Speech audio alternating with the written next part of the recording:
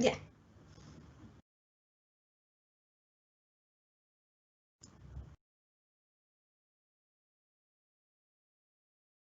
Bueno, buenas tardes para todas y para todos. Realmente para nosotros los que estamos aquí es un honor y un privilegio poder conversar hoy alrededor de eso que implica la oralidad, la lectura y la escritura.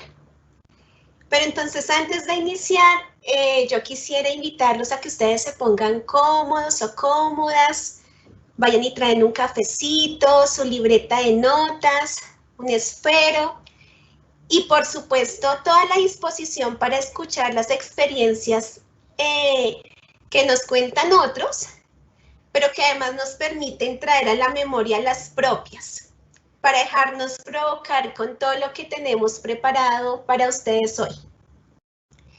Hoy contamos con unas invitadas maravillosas, por supuesto todas maestras, y vamos a dialogar con ellas sobre lo que implica la construcción del lenguaje, visto como esa capacidad humana que nos permite comunicarnos, interactuar con otros y construir mundos posibles.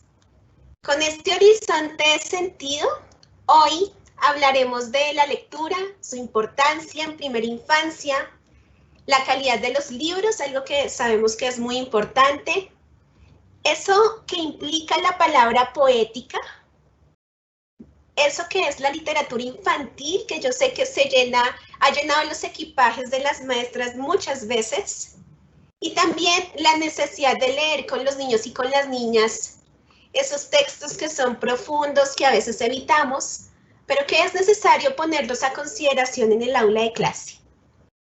Luego nos vamos a sumergir en el universo de la escritura para insistir en algo, y es que en la escritura prima el sentido antes del alfabeto. Y en eso vamos a ser insistentes porque creemos que hay ciertas maneras que nos pueden llevar por esos caminos.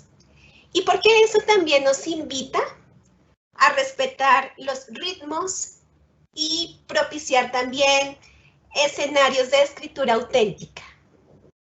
Pero para terminar este conjunto de intervenciones, vamos a conversar sobre lo que implica el valor de la palabra hablada.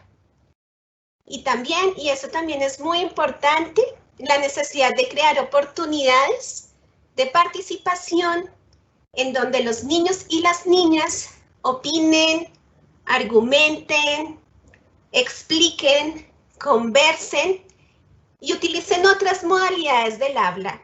Queremos despreocuparnos un momento de la incorporación de palabras al vocabulario de los niños y las niñas para reconocer y profundizar los sentidos que en eso hay. Entonces, eso a grandes rasgos va a ser el encuentro de hoy. También vamos a tener una oportunidad maravillosa para poder conversar con ustedes desde casa a través de un chat de preguntas. Vamos a tener la oportunidad de hacer una plenaria al final para que ustedes nos cuenten sobre el color de sus emociones y sus sensaciones al final del encuentro. Vamos a tener la oportunidad también de compartir entre nosotras algunos textos literarios que nos han marcado la vida. Y nos han marcado la vida porque llegaron en un momento inesperado o porque cuando los llevamos al aula o los compartimos con niños y niñas, suceden cosas maravillosas con ellos y ellas. Todo eso lo vamos a vivir hoy en este encuentro. Queremos que sea un espacio realmente muy cálido, que esté lleno de riqueza, que esté lleno de conversación. Por eso es muy importante que nos movilicemos también desde las preguntas y que todo eso que nos va a ir inspirando o provocando aparezca de a poco, pero vaya siendo registrado en su bitácora o en su libretica de notas, para que al final del encuentro podamos tejer una conversación que no sea solo de 4, que somos los que estamos de este lado, sino que podamos tejer una conversación con ustedes desde ahí. Entonces, nuevamente agradecerles por este espacio, por escucharnos de manera atenta y por estar ahí presentes construyendo con nosotras. Y bueno, después de este preámbulo, vamos a presentar a las maestras que van a estar tejiendo la conversación con nosotros el día de hoy. Entonces, vamos a estar hoy con la profesora Gloria Estela Ramos. Ella es licenciada en Educación Preescolar de la Fundación Universitaria Los Libertadores, magíster en Educación con énfasis en Lectura y Escrituras de la Pontificia Universidad Javeriana y doctora en Educación de la Universidad de La Salle, Costa Rica. También vamos a estar con la maestra Luisa Fernanda Rueda Quintana. Ella es docente de preescolar del Colegio Rural El Hato, licenciada en Educación Preescolar de la Fundación Universitaria Panamericana, especialista en lenguaje y pedagogía por proyectos de la Universidad Distrital. Tiene un magíster en Educación de la Universidad Nacional y actualmente hace parte del grupo de investigación Semillando. Digamos que está haciendo ahí participación activa aquí en este grupo de investigación. También vamos a estar con una compañera nuestra de aquí de la Secretaría de Educación. Ella es licenciada en Educación Preescolar de la Universidad Pedagógica, especialista en Infancia, Cultura y Desarrollo de la Universidad Distrital.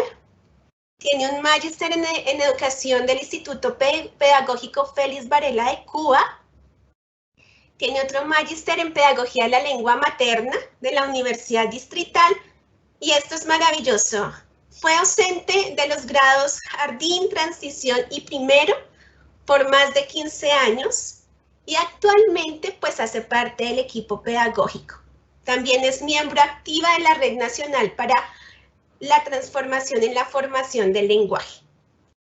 Estas tres maestras van a estar acompañándonos hoy y yo me presento, soy Claudia Lemus y es un gusto estar conversando con ustedes. Bueno, ahora vamos a dar paso a hacer algunos acuerdos de participación que vemos necesarios, dado que vamos a estar todo el tiempo conversando a través del chat. Entonces, lo primero es que para que podamos construir el tejido que queremos hoy, en el marco de este encuentro que lo llamamos Atesorando Momentos desde el disfrute de la oralidad, la lectura y la escritura en educación inicial, vamos inicialmente a diligenciar un formulario que muy pronto ustedes van a poder verlo en el chat para registrar sus datos de contacto y de alguna manera permanecer en comunicación constante. Otro elemento importante que vamos a considerar como acuerdo de participación es que por favor dejen todos sus aportes y preguntas en el chat. Van a haber unas personas que están encargadas de recoger esas preguntas para que luego puedan ser contestadas por las maestras que van a estar acompañándonos. Y en caso de que anotemos una pregunta, un texto inspirador o bueno, y quieran de golpe conversarlo con la maestra que hizo la intervención, entonces le vamos a pedir que escriba el nombre de la maestra al ladito de la pregunta para que nosotros sepamos al final en la plenaria a quién dirigir la pregunta que ustedes hacen. Entonces, esos van a ser como nuestros acuerdos de participación el día de hoy. Ténganlos muy presentes. Y para iniciar, voy a tomar un poquito de agua. Se me va la voz y me da angustia. Me voy a permitir leer con ustedes un texto que cuando yo lo conocí me pareció maravilloso, pero además creo que es muy atinado para el encuentro que vamos a vivir hoy. Y es una poesía corta que hace una maestra. Ella se llama Mari Carmen Díaz Navarro, yo soy su fiel seguidora y creo que para el ejercicio de hoy, empezar con esto va a ser inspirador para todos. La palabra. La palabra es la punta sonora de la vida. Es lo que baila, alegre, en el fragor inmenso. La palabra es calor, es juguete, es vestido, es el bendito nido de mi abierto deseo. El eco de las músicas de adentro, la danza de este ritmo ligero, quien no me deja sola, quien me quiere. Espero que este texto que está acá, en donde nos invita a pensarnos desde la palabra, que probablemente es lo que nos va a unir el día de hoy, pase por su piel, se conserve en su corazón e inspire su práctica pedagógica a futuro. Le voy a dar ahora la palabra a la profesora Gloria Ramos para iniciar con su intervención. Entonces, Glorita, buenas tardes, ¿cómo estás? Y tienes la palabra.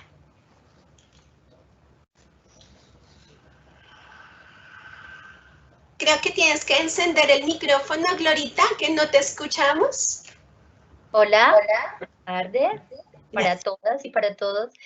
Me alegra mucho este momento en el que podemos hablar sobre las cosas que más nos gustan a nosotras como maestras. Y pues bueno, gracias. Al hablar de la formación lectora de los niños y de las niñas, pues necesariamente nosotros tenemos que preguntarnos a nosotras mismas y a nosotros mismos cómo es nuestra práctica lectora, porque de lo que suceda con los niños, pues lo que sucede con los niños tiene que ver directamente con lo que estamos haciendo, lo que hacemos nosotros, porque a causa de estar viviendo tanto tiempo con ellos, de permanecer tanto tiempo ellos con nosotros, pues ellos terminan haciendo muchas de las cosas que nosotros hacemos. Dice Bruno Bettelheim que la influencia de un libro en nosotros depende del estado mental por el que pasemos cuando encontramos los libros. Así que si nosotros recordamos, por ejemplo, algún libro en la época de la universidad y ese libro está relacionado con un buen grupo de trabajo, con una buena compañera, un buen compañero, ese libro se hace parte de nuestra vida. ¿Por qué? Porque ha hecho parte de una historia en la que el libro fue importante. Como los libros son importantes, son importantes, pero podría ser que no son más importantes que lo que nosotros experimentamos cuando leemos. Un libro es obra cuando pasa por nosotros. Así que podemos hablar de El Quijote de la Mancha como una obra, pero no es obra y no deja de ser sino un solo libro que está muerto allí si no ha hecho cosas en nosotros. Si el libro lo hemos leído y a nosotros y ha sucedido cosas con esos libros, pues ese libro es obra en nuestra vida, ya hace parte de nuestras experiencias vitales. Y hablando de eso, yo tengo unas preguntas, porque, como dije anteriormente, si nosotros si nosotros pensamos en por qué son o no son lectores nuestros niños, bueno, nosotros somos lectores, ¿cómo podemos medirnos la pasión por los libros, el gusto por los libros, las distancias que tenemos por los libros? Hay unas preguntas muy interesantes que vamos a invitarlos a todos a que también las respondan allá en sus casas. La primera pregunta sería, ¿qué libro tienes tú en tu mesita de noche? ¿Será que Andreita nos puede contar qué libro tiene en su mesita de noche? Claro que sí. Bueno, en este momento no está en la mesita de noche porque me lo traje. Tengo a esta poetisa cubana que infortunadamente no es muy conocida, Exilia Saldaña, con esta maravillosa obra, La Noche, que no es más que una serie de como algunas cápsulas de vida, pero de manera poética. Me voy a permitir leerla una muy rapidito. Dice: abuela, ¿qué es el río? Las lágrimas de un gigante por un amor perdido. De ese estilo es este poemario. Y Luisa, ¿nos quisieras contar tú qué libro tienes en tu mesita de noche? Por supuesto. Bueno, estoy con una novela clásica y además de clásica muy por los tiempos en los que pasamos, el diario del año de la peste.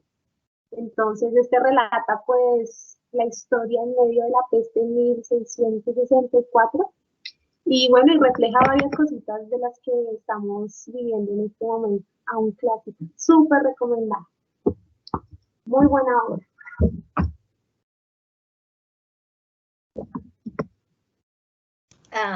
Claudia, ¿tú tienes algún librito en tu mesita de noche?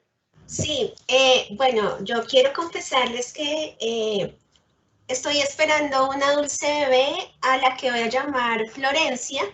Entonces, compramos un libro que se llama Los sueños de Elena.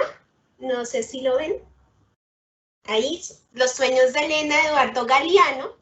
Y son unos cuentitos cortos, bellísimos, que le estamos leyendo a Florencia todas las noches antes de dormirnos. Entonces, por ahora, este es el libro que estaba en mi mesita de noche pensando en esta pregunta, que sí, lo trajimos, pero sí, tiene unas ilustraciones maravillosas y los cuentos son corticos, son poéticos y tiene que ver como con todo eso que vivió Eduardo Galeano también cuando estuvo como exiliado en Argentina. Entonces, aparte de ser una poesía muy bella, pues tiene ahí unas frases inspiradoras y unos textos debajo que son bien interesantes.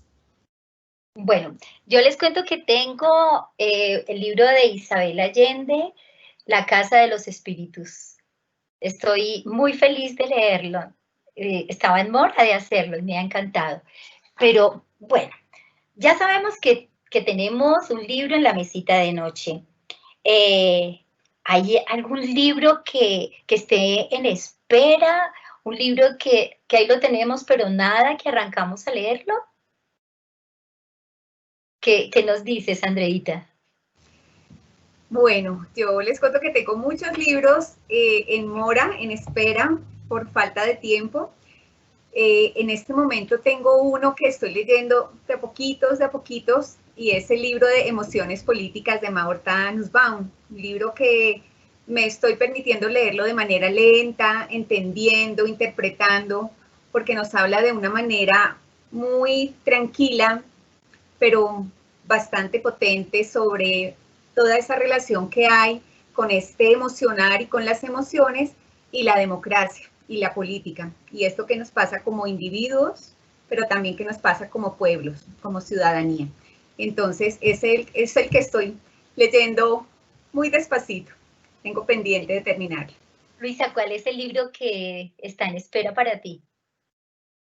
Bueno, precisamente es uno del mismo autor del diario del año de la peste, del francés Daniel Defoe, y es pues para releer, Gloria. Realmente es Aventuras de Robinson Crusoe. Estos dos los saqué de la biblioteca antes que empezara la cuarentena. Y este pues no ha sido abordado aún porque bueno, le he quitado ahí como la atención, pero está para releer. Entonces esta es mi opción para relectura pendiente. Claudia, cuéntanos el tuyo. Bueno, yo también tengo un libro en remojo que es este. Es uno de William Ospina que se llama De La Habana a La Paz. Súper interesante, que también son como una recopilación de ensayos que él hace, en donde plantea cosas como, por ejemplo, que la guerra es el fracaso de la política. Entonces, ese también lo estoy leyendo de a poquitos, porque pues no hay mucho tiempo para leer a veces otras cosas distintas a lo que comúnmente leemos. Entonces esos libros se compran con mucha emoción, pero se van quedando ahí guardaditos debajo de los otros, que se van volviendo cada vez más importantes. Entonces, yo les cuento que tengo un libro que se llama Nada Pura 100%. Me lo regalaron, me dijeron que era buenísimo, está a la espera. Tan pronto haya tiempo, vamos a leerlo. Pero así como tenemos libros en espera, seguramente hay algún libro que te haya hecho llorar. Todos tendremos. ¿Será posible Andrea, ¿tú tienes algún libro, recuerdas algún libro que te haya hecho desgajar las lágrimas? Bueno, tengo La pijama de rayas, El niño de la pijama de rayas, ese me hizo llorar bastante. Y tengo uno que me enojó y me hizo llorar de mal genio, que es La herencia de Esther. Pero serían esos dos. Okay. ¿Y a ti, Luisa? Bueno, pues tanto llorar no, pero que recuerdo con mucha emoción porque me tocó muchas fibras.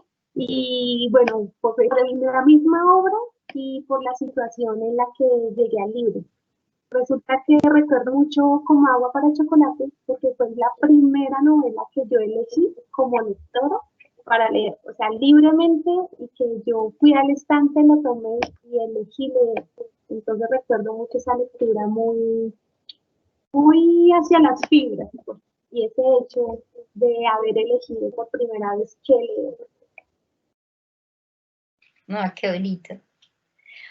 Claudia, ¿tú qué libro tienes guardado ahí en la memoria de que te robó una lágrima? Pues miren, yo hice un voluntariado en Haití y este voluntariado, pues en Haití no hay libros y yo llevé pocos libros y entonces me encontré allá con uno que es de hecho una película romántica. Estaba en la biblioteca, en la habitación que yo tenía y dije, bueno, voy a coger ese libro. Y es este, Come, Reza y Ama.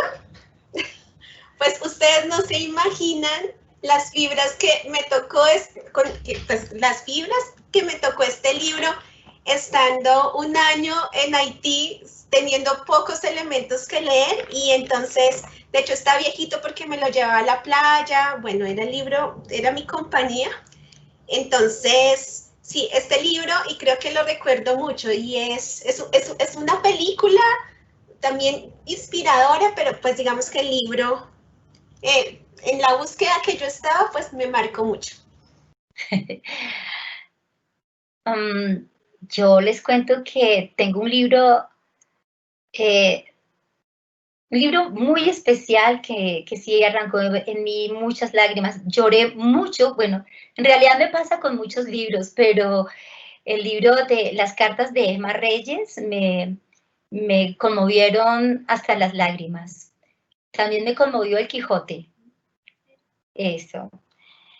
De pronto, algún libro que alguien haya robado, vamos a decirlo pasito, para que nadie se entere, pero alguien ha robado un libro. Yo en mi caso, por ejemplo, en un colegio, no voy a decir en qué colegio, robé un pequeñísimo libro de Mircea Eliade que se llama De lo sagrado y lo profano. Andrea, ¿cuál es el tuyo? Tampoco vamos a contar. André, tienes apagado el micrófono.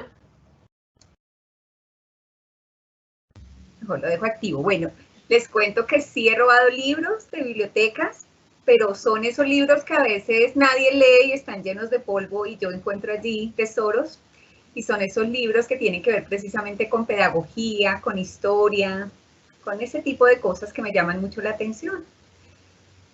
¿Y tú, Luisa, tienes algún libro que hayas robado?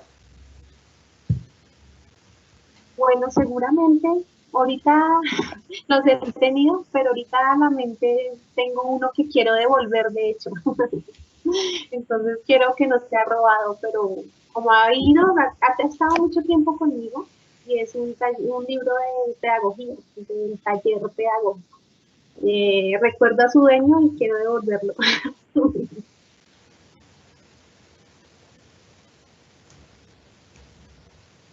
Bueno, yo también tengo uno que lo tomé prestado de la biblioteca de mi suegro y pues ya lleva lo que yo he casada con mi esposo como 3 años conmigo y es uno de Julio Cortázar que se llama Los autonautas de la cosmopista y es bueno un viaje maravilloso que hace Cortázar por toda la avenida de París. Entonces, tiene una fotografía preciosa este libro, pero pues ustedes ya saben cómo es Cortázar, ¿no? De maravilloso también. Entonces, este sí podría ser, bueno, podría devolverlo en algún momento, en unos años más adelante, ¿no? Pero por ahora estará conmigo.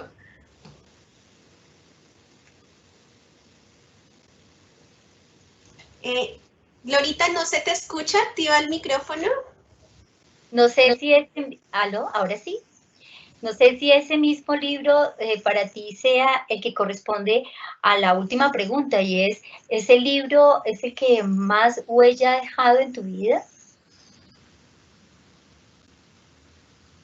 En mi caso, por ejemplo, tengo que decir que el libro que me hizo vivir una experiencia interior muy profunda fue El Quijote de la Mancha. Nunca olvidaré la profundidad, la sensibilidad, la seriedad, la inteligencia y la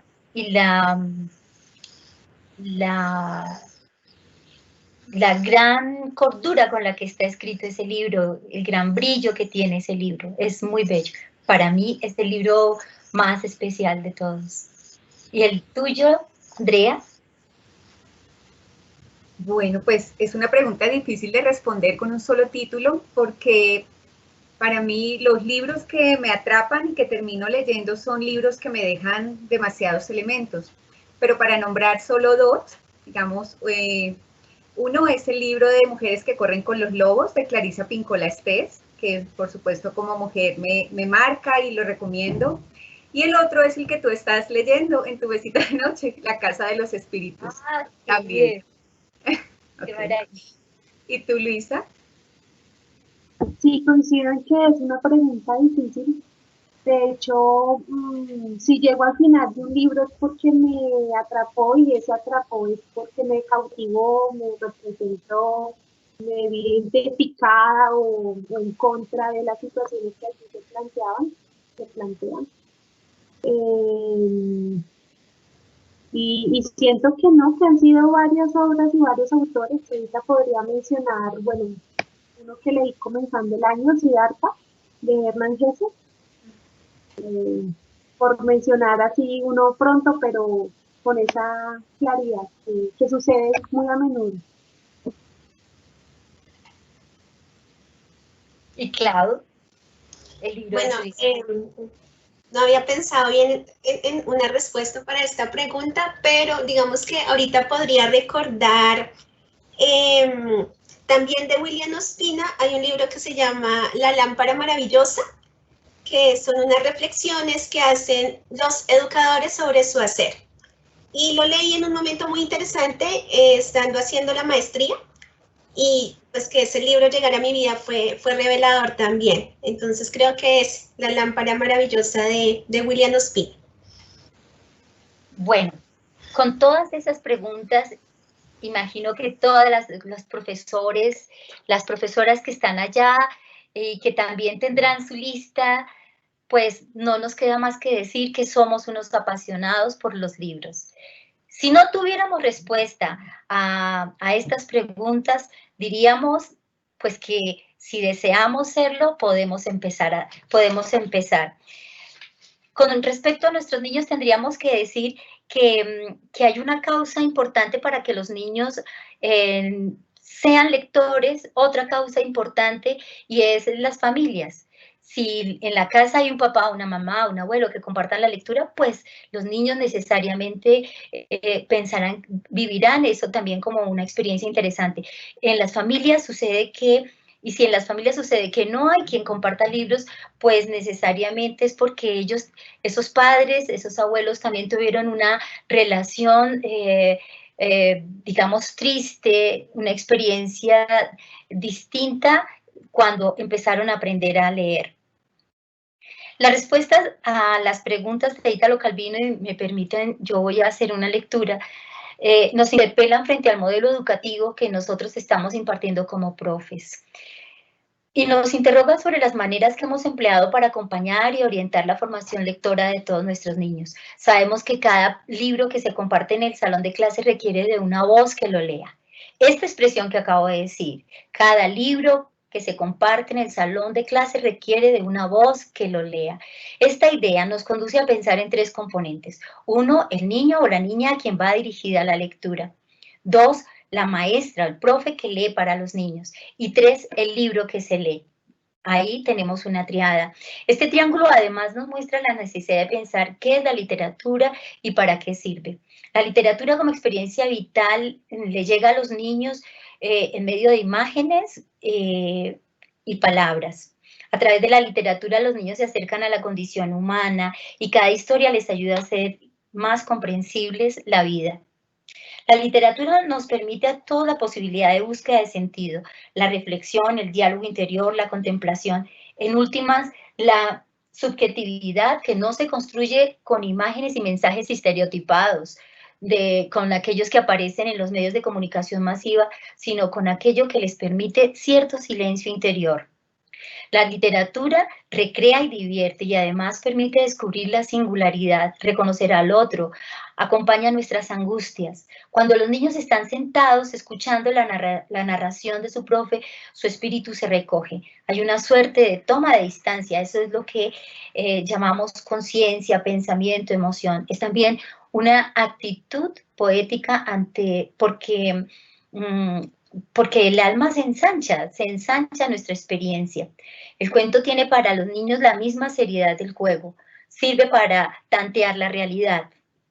Cada uno se conoce un poco más con cada cuento que su maestra lee. Con cada cuento se mide con el miedo.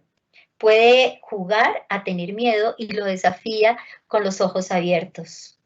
Cada lectura le permite a los niños que vean representados los sucesos que transcurren en las lecturas. Eso le pasa a los niños, pero también nos sucede a nosotros.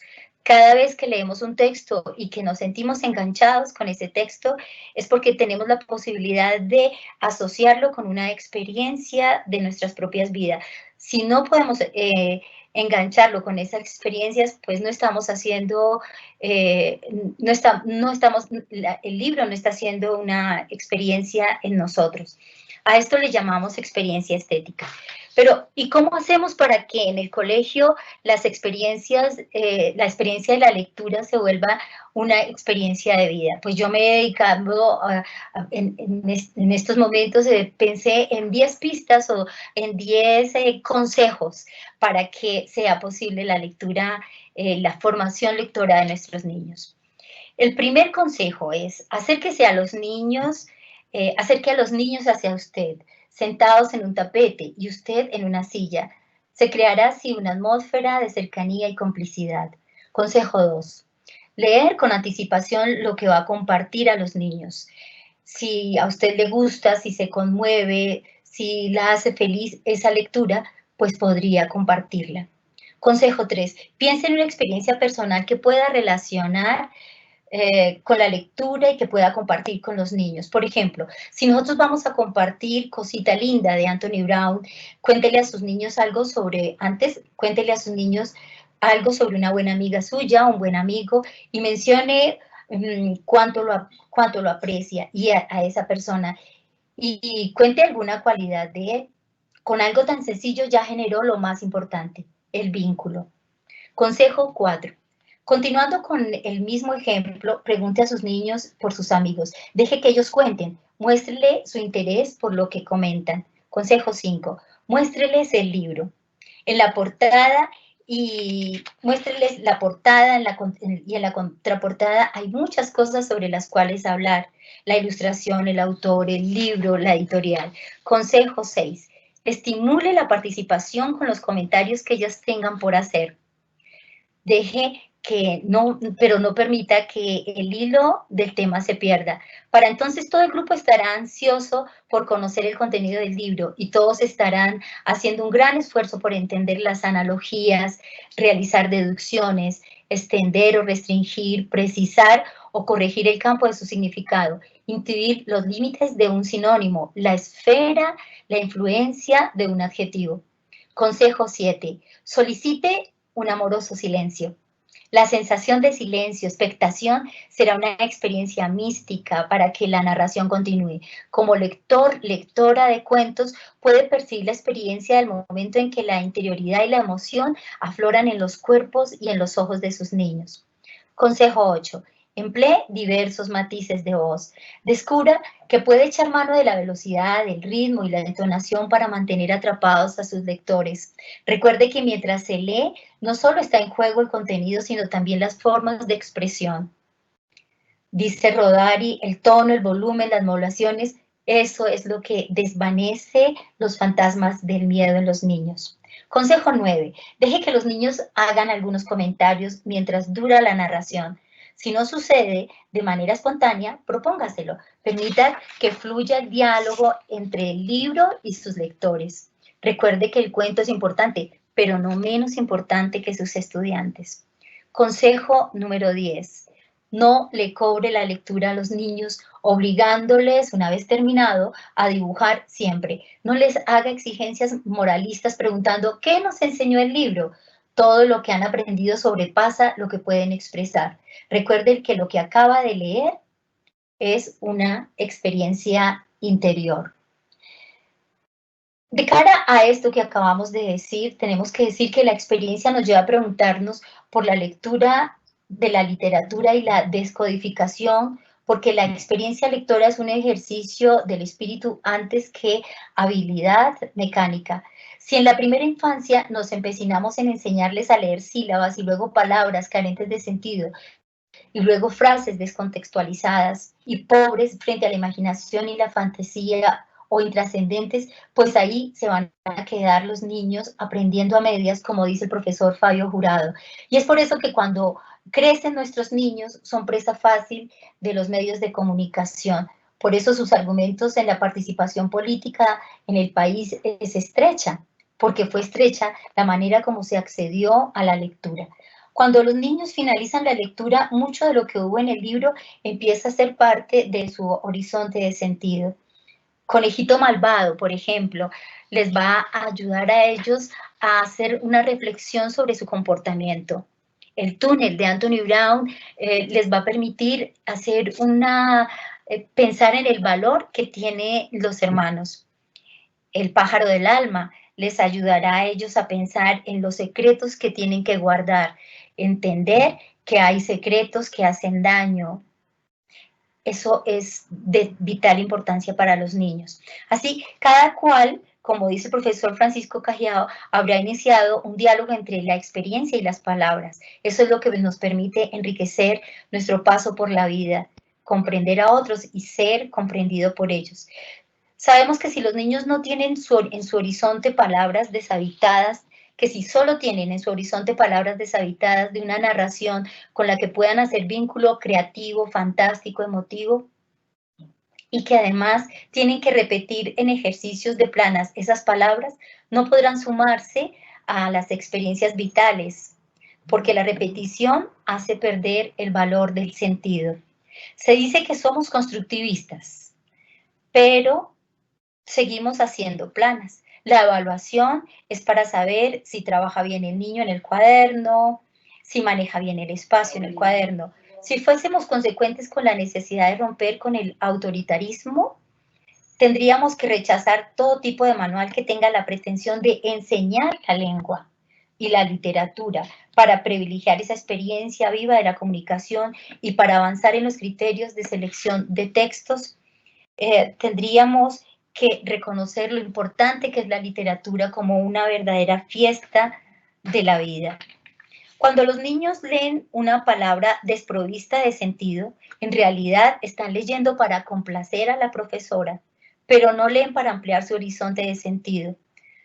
Entonces podemos experimentar por medio de la literatura la posibilidad de que lo que aprendan a descifrar no sea solo signos, sino palabras profundas, y además estarán experimentando una vivencia difícil intelectualmente hablando. Todo relato, toda poesía. Un elemento extraordinario de la literatura es la fantasía. Ella permite romper esquemas. Es como dice el profesor Carlos Lomas, incursionar en un ejercicio pleno de emancipación. Nuestro aliado es la imaginación de los niños. Para ellos, como para los filósofos, nada es obvio.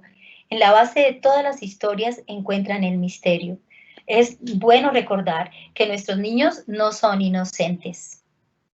pero que nuestros niños son inocentes, pero no son ingenuos. Por eso siempre preguntan y siempre se sorprenden. Nunca salen del asombro.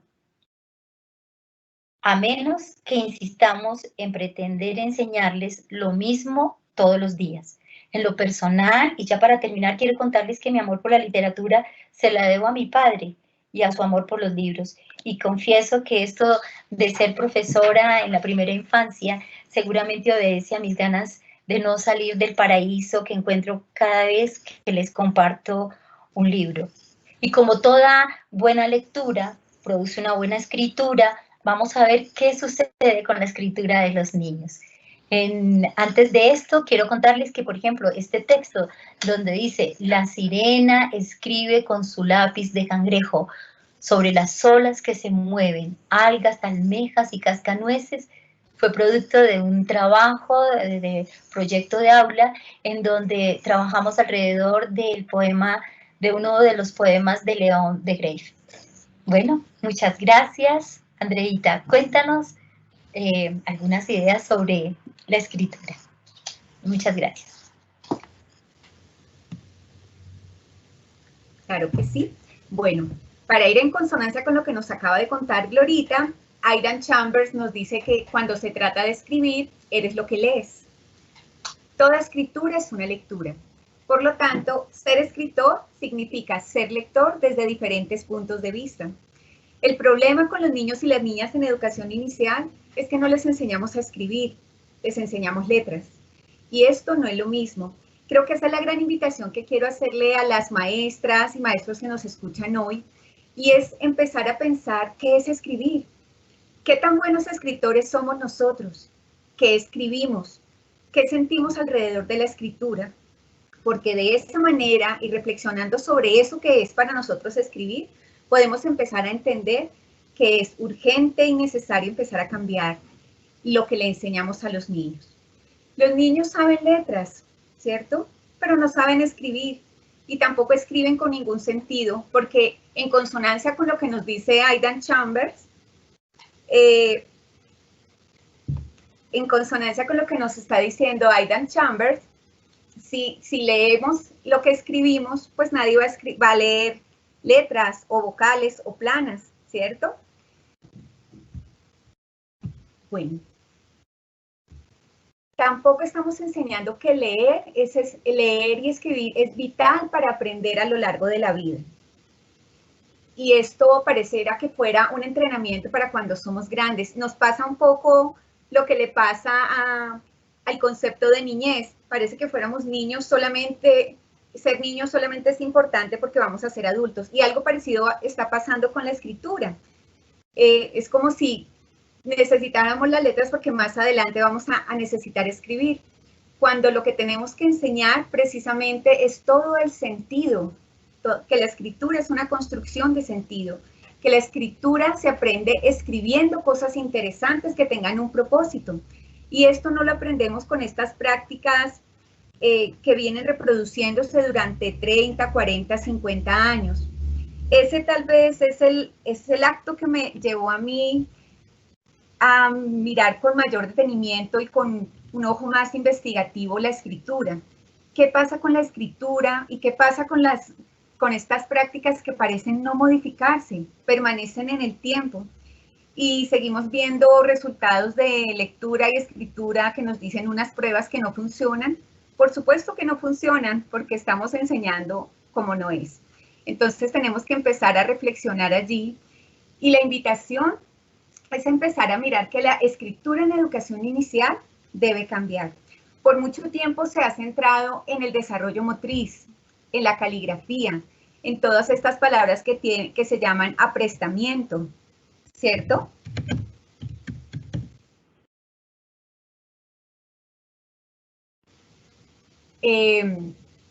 Pero nosotros estamos mirando que independientemente de si los niños manejan las letras grandes o pequeñas o mayúsculas o minúsculas, muchos de ellos están siendo unos escritores en potencia, unos creadores de cuentos, unos creadores de historias, preguntan, saben que viven en un contexto letrado, Sin embargo, nosotros a veces matamos un poco esa pasión, ese amor y esa curiosidad por la escritura porque los ponemos a decodificar. Pues la escritura ha estado relacionada con la segmentación por mucho tiempo, con la adición. Pareciera que si hoy vemos las vocales y mañana las consonantes, ya pasado mañana podemos unirlas y formar palabras. Y resulta que la escritura tiene que ver con una serie de etapas, ¿cierto? Como nos está mostrando aquí en estas diapositivas. Si nosotros miramos, si quieres, desde esa, exacto. Si quiere, no, desde la próxima, porfa. Desde ahí, muchas gracias. Listo. Si nosotros miramos aquí en este ejemplo de la izquierda, que son prácticas muy conocidas para nosotros, vemos que se segmentan las palabras, además, casi que hay una secuencia, ¿no? Muchos de nosotros nos identificamos si primero se enseñan las vocales, después se enseñan algunas consonantes sonoras, la M, la P, la S, la T, la R, después se enseñan otras, después pareciera enseñarse, vienen a enseñarse todas las sílabas trabadas y esperamos que milagrosamente los niños empiecen a escribir muchos cuentos. Y resulta que la escritura no es aditiva. La escritura no se aprende sumando unas letras con otras. La escritura se aprende precisamente escribiendo textos completos, textos que pueden ser una palabra o pueden ser estos que nos muestran aquí a la derecha, textos escritos por niños de jardín de 4 años, en los que podemos ver 2 momentos distintos de escritura. Y esto nace de un proyecto que se llama, un proyecto que estábamos realizando sobre los miedos, a qué cosas le teníamos miedo, y en algún momento hablamos de la noche porque la oscuridad, digamos, es una de las cosas que produce el miedo, y si nosotros vemos allí, nos escribieron su sueño, porque estábamos haciendo un soñario, después hicimos un libro con esto para nuestra biblioteca en el salón, vemos 2 momentos distintos de escritura. En uno, hay varias letras que todavía, digamos, no hay una coincidencia con la letra normal, pero es parte de con las palabras que se escriben, pero coinciden allí y hay una búsqueda y hay un conocimiento importante de la escritura de este niño en ese texto. Y en este texto mi sueño sería que mi hermana esté en este colegio para jugar con ella, para hablar con ella, vemos que ya hay un acercamiento mucho más tranquilo a la escritura formal. Son momentos distintos. No hay un momento exacto para escribir, pero sí hay unas etapas que tenemos que empezar a recuperar, a conocer, a mirar y a entenderlas dentro de los contextos tanto del aula como en casa, que estamos ahora, ¿cierto? Entender que la escritura no son letras y planas. La escritura tiene que ser sentido, tiene que ser pensamiento, emoción, expresión.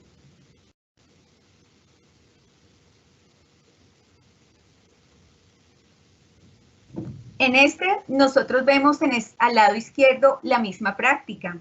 El famoso mame mi, que a veces lo ridiculizamos, pero infortunadamente se sigue reproduciendo en muchas aulas. Sigue siendo segmentado y prácticas como estas se siguen reproduciendo y perdemos oportunidades valiosas de escritos completos, como el de este proyecto también, como les hablaba, un proyecto sobre los miedos.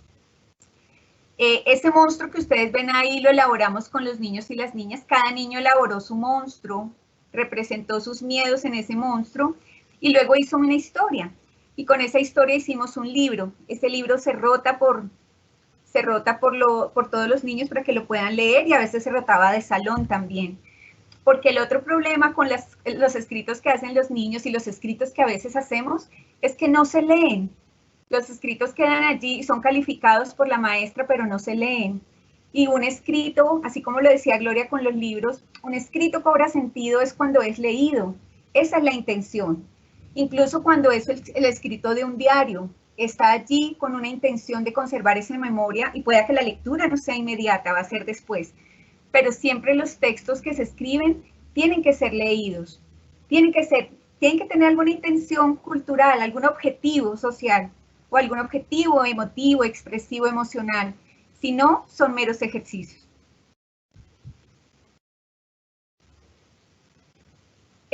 Seguimos viendo estas prácticas segmentadas porque además en estas prácticas pareciera que cada letra tiene que verse como unas 5, 6, 7 veces, digamos, perdiendo tiempo valioso a mi manera de ver, de generar escritos reales. Mientras tanto, les cuento que estas son otras dos posibilidades de escritura.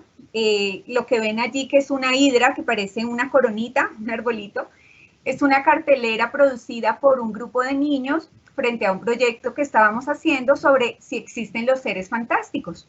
Esta es la hidra.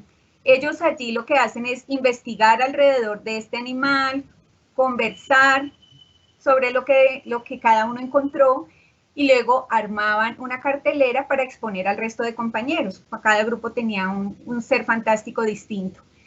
Aquí no es, si ustedes se dan cuenta, lo que nos llama la atención no es la letra o no es si está manejando el renglón, sino es ese contenido que escriben y lo que viene detrás, ¿no? Este ejercicio de conversar, de indagar, de averiguar, de ponerse de acuerdo, de trabajar en grupo.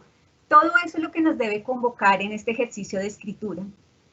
Y aquí en esta esquina de la derecha, este fue un regalo de una compañera recuperó esta escritura que había hecho con su hijo cuando tenía 6 años, haciendo el listado, que es una de las prácticas maravillosa y supremamente útil que uno puede hacer con los niños en este momento, haciendo el listado de las cosas que necesitaban ir a comprar, ¿cierto? Las galletas para las 11, además no cualquier galleta, para las 11, agua, atún, arepas, cereal para los bebés, o sea que tampoco es cualquier cereal. Y es allí donde insistimos en que la escritura tiene que tener un sentido. Un sentido de esta lista, por ejemplo, es que no se nos olvide nada en el mercado, ¿cierto? Son prácticas sencillas y son prácticas que nos ayudan a recobrar ese sentido de lo que significa escribir. Bueno.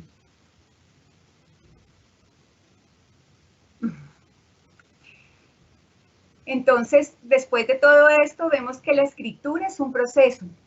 Y sabemos esto desde ese trabajo maravilloso que hicieron Ferreira y Teberoski, cuando nos empiezan a mostrar que los niños y las niñas tienen unos distintos momentos, unas distintas etapas de escritura, y luego otras autoras como Ana María Kaufman y Montserrat Pons Ester, que fue de donde tomé este ejemplo, retoman esas etapas, esos momentos para empezar a darle significado allí.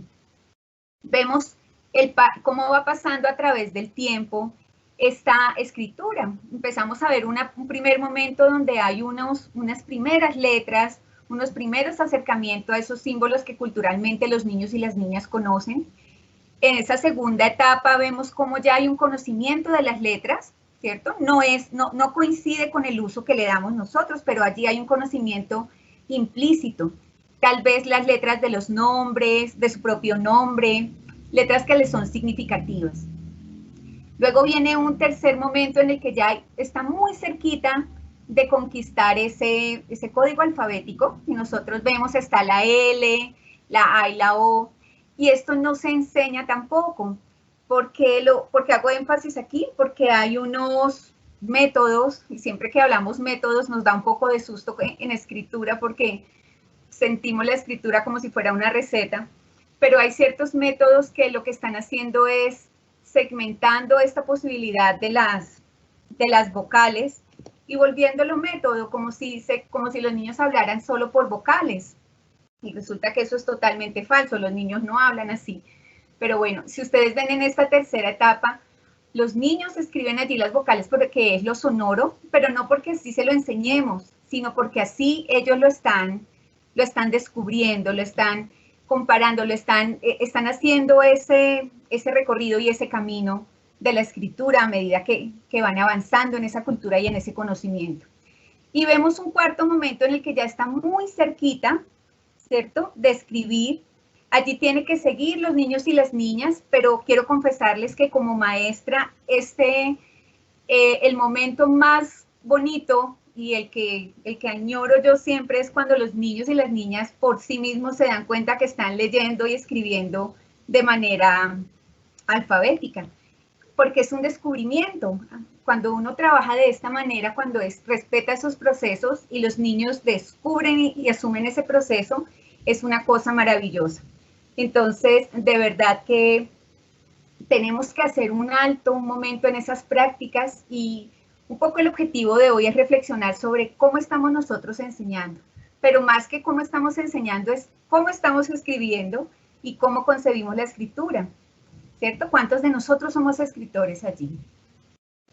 Bueno, como hemos venido hablando de una escritura con sentido, de una escritura con significado, de una escritura que funciona en la cultura, pues lo que estamos viendo, tenemos que empezar a mirar que esto es un enfoque social y cultural. Estamos hablando desde este enfoque, desde esta mirada, desde esta gran invitación, esta gran posibilidad. Los niños y las niñas que viven en culturas letradas aprenden a leer y a escribir en el uso auténtico de esa lectura y de esa escritura. Por eso tenemos que generar, digamos, algunas acciones y prácticas en las que los niños escriban y escriban, bueno, sí, lean también, escriban de una manera auténtica, que eso que escriban sí se use, que no sea una mera práctica o un mero entrenamiento.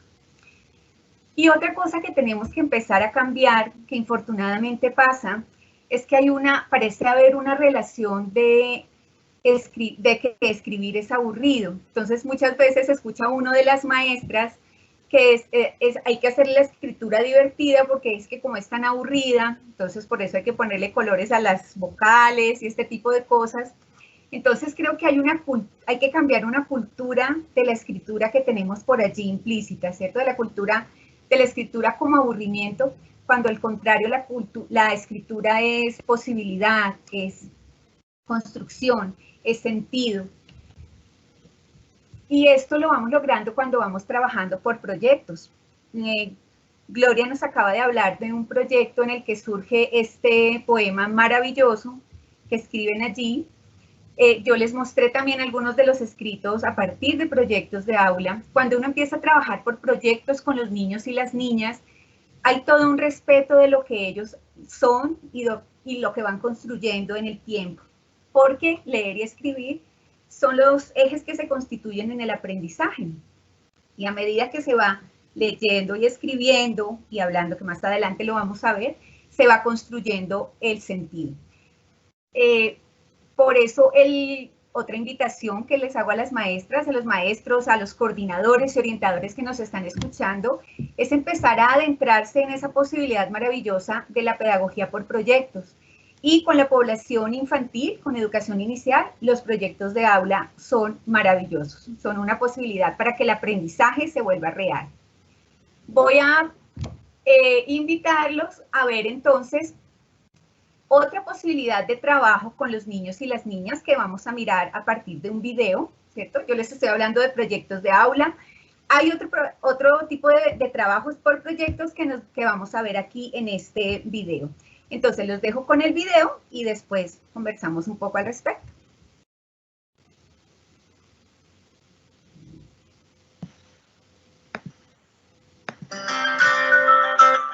Estos procesos de la lectura, la escritura y la oralidad, yo los abordo pues de una manera natural. Yo considero que los niños llegan al colegio leyendo, escribiendo y hablando.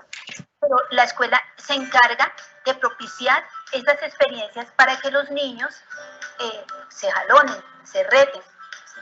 Y de esa forma muy natural los niños aprendan a hablar, porque hablando ellos se van a sentir reconocidos en el grupo. Eso tiene que ver también con la construcción de su identidad. Escribiendo pueden los niños manifestar sus sentimientos, sus ideas, no solamente codificar y decodificar, ¿sí? Y ellos ya vienen de sorpresas en la casa con la escritura y con la lectura, porque si la mamá coge el recibo de teléfono y se sorprende porque llegó caro, él sabe o ella sabe que ahí dice algo, ¿sí? Entonces son cosas como muy naturales. En el aula se trabaja todo lo que tiene que ver con el gesto, con las expresiones, con el dibujo, se leen muchísimos cuentos, lectura en voz alta, se lee mucho para los niños, porque en la lectura, en la literatura ellos se encuentran. Entonces, son espacios donde ellos se identifican, dicen, ay, aquí estoy yo, este soy yo, ¿sí?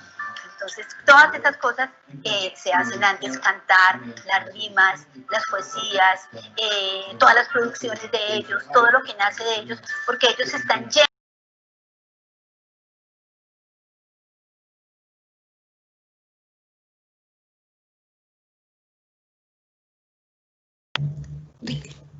¿Se silenció el micrófono?